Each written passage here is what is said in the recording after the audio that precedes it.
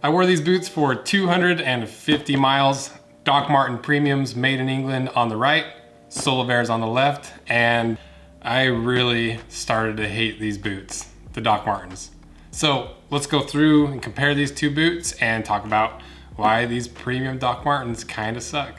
I've cut apart 10 plus boots since I first did the Doc Martens, and I've learned a lot since then. I've worn these a lot since then, and usually I don't get too opinionated or positional in these videos because cutting a boot in half kind of speaks for itself, and it's easy to just let you guys draw your own conclusions because you can literally see what's in it. But yeah, I've kind of formed a strong opinion on this one. So if you disagree, before you go rage at me in the comment section, first, thank you for the comment. And second, hear me out, watch the end of the video, because I think I have some pretty good points that you can get on board with, and I have a feeling you'll agree with me by the end of this video. And if not, we can still be friends. Everyone's got opinions. When I did the video where I cut these in half, I had enough foresight to cut opposite sides so that I could wear them side by side. And so I walk about 8 miles per day, and most of my walking is in the shop, like 99% of it. And the concrete is a smooth concrete, and I'm doing mostly standing. So a lot of my opinions are formed in that way, so that can kind of help frame this video for you. And there's lots of things that we can talk about and compare and contrast with these two boots, but we're just gonna stick to the 5 most important things that I noticed. So if you wanna see a full breakdown of both of these boots, I'll put a link to both of these videos in the description. But the 5 things that we're gonna talk about are style, comfort, the leather, the Shank, and the Welt. And then the price of these two boots, $230 for the Doc Martens, $210 for the Solivairs. So one of the biggest differences people are gonna notice right off the bat is the thread color around the Welt. The Doc Martens have this classic yellow stitching. The Solivairs have more of a silver-ish stitching.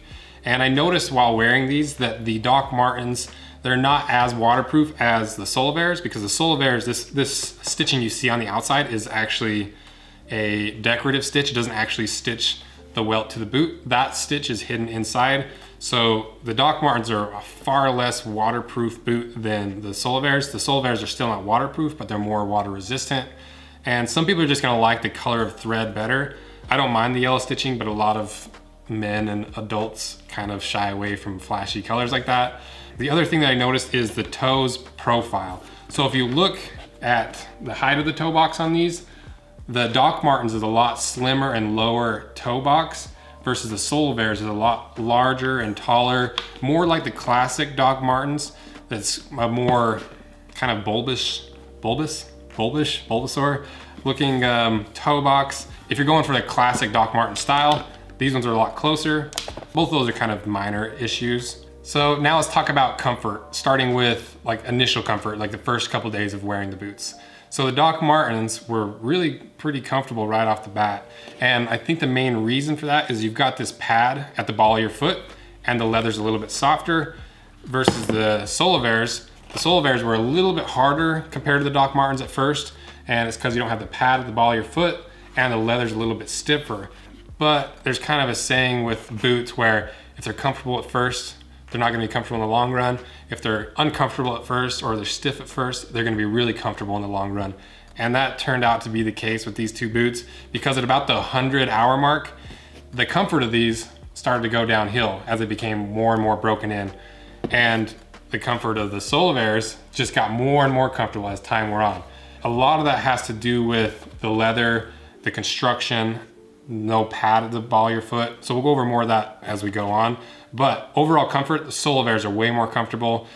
The Doc Martens are a little bit more comfortable up front, but they really start to plateau and head downhill at about the 100-hour mark. And now to the leather. So the leather in the Doc Martens boots, it's just a bad leather. Initially, when I first did this review, I really liked this leather, but once I started wearing them, I kind of realized how bad it was. And especially once I started cutting some nicer boots in half, I realized how bad this leather is.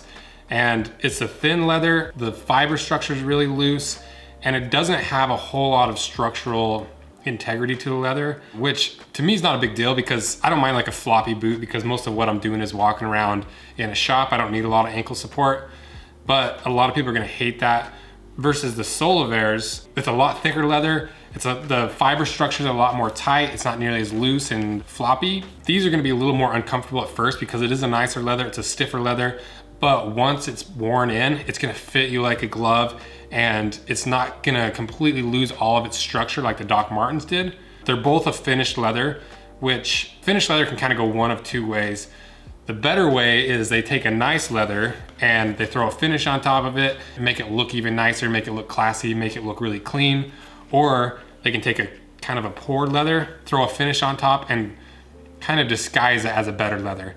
And I don't think that Doc Marten did that intentionally, because having a shiny finished leather is kind of Doc Marten's thing, but they definitely threw a nice finish over top of a cheap leather. So overall, Solovair's is a way better leather. It's gonna last longer, it's gonna be more comfortable in the long run, it's gonna give you some support in your ankle. It's just a better leather. Now to the shank. So the Doc Martens do not have a shank. The Solovairs have a wooden shank, and this might be the biggest problem with the Doc Marten boots is they have no shank whatsoever. And if you haven't seen the Why a Boot Needs a Shank video, I'll put a link to that in this video wherever the cards are. But this boot needs a shank, and it's not obvious right up front, but about, once again, the 100-hour mark, this whole boot starts to collapse and you lose all support in this arch area. And after standing for a long day with a boot without a shank and a boot with a shank, the Doc Marten boots were so much more uncomfortable, and my foot was so much more tired because I didn't have that support in the arch. And part of that is probably because of the midsole. The midsole is this kind of matted material, and it might as well not be there, because once it starts being compressed, it doesn't really make any difference. It's so thin compared to the Solovairs, you might as well not have a midsole in there.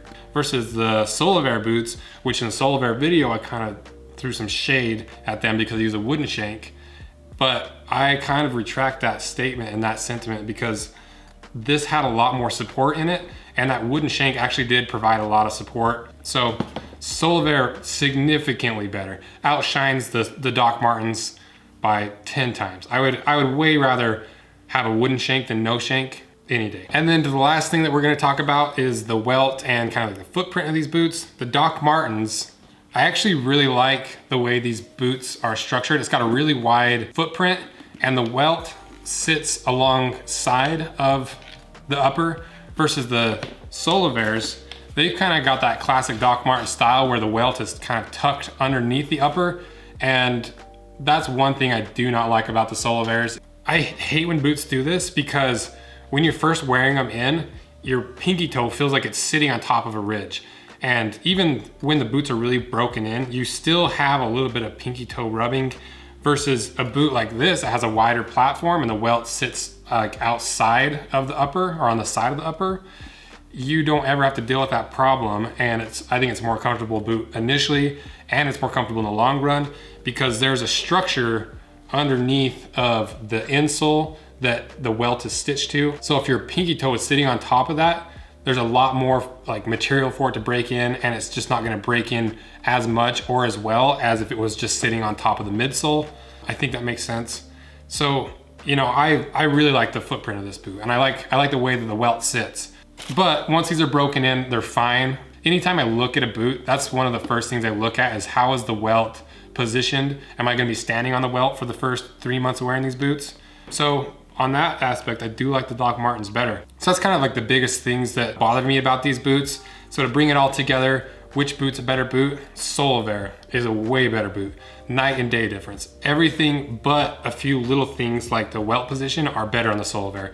They're better leather, better construction. They've got a shank. Everything's just better about the Solovairs, and they're cheaper than the Doc Martens. So Solovair's a better boot. So you might be thinking like, well, that wasn't that hateful. But the thing that I hate most about these boots is they could be a good boot, but they're just not. Like, I feel like I've been sold.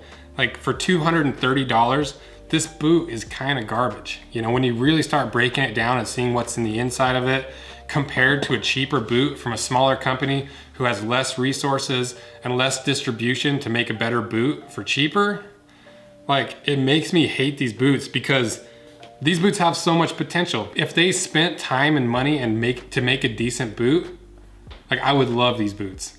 But These are marginally better than their boots that are half the price that you can buy on Amazon. And so the thing I hate is like, I feel like I was a little bit lied to that these are premium boots. It's a different leather and slightly different construction, and they're made in England, but they're basically the exact same boot as the cheaper boots. They just need to improve a few things.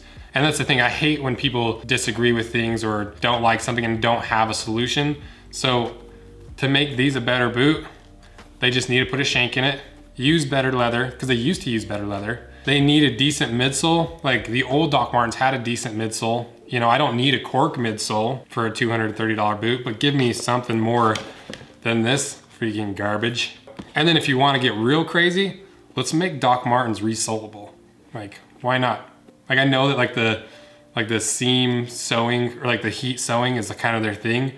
But if I'm gonna spend $230 on a boot, I would like to be able to resole them, because these soles wear out fast. And like there's tons of reviews on people like wearing these shoes for a long time and the soles wearing out fast. They don't wear out as fast for me because I'm on smooth concrete, but like still, I would like to resole these boots. So I'm actually gonna try to make a better Doc Marten boots. And I kind of talked about this in a different video, but I bought a pair of like $30 made in England used boots, and I'm gonna try to improve it in all those ways. So be on the lookout for that video.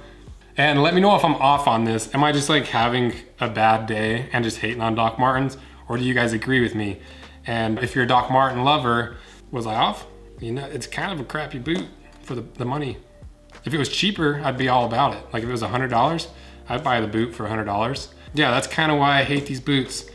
And like hate is a strong word, but I just really, really don't like these. If you're a Doc Marten girl and you didn't get that reference, are you a Doc Marten girl? See ya.